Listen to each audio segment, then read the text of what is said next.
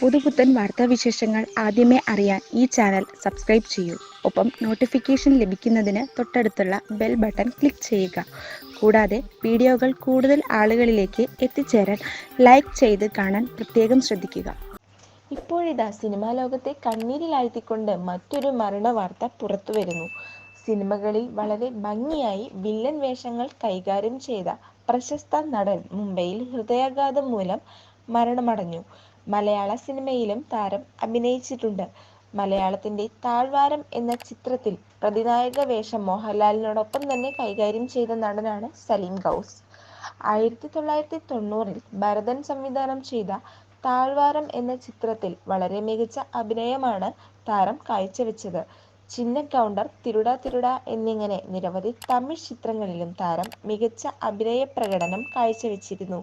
നിരവധി ബോളിവുഡ് സിനിമകളിലും താരം അഭിനയിച്ചിട്ടുണ്ട്.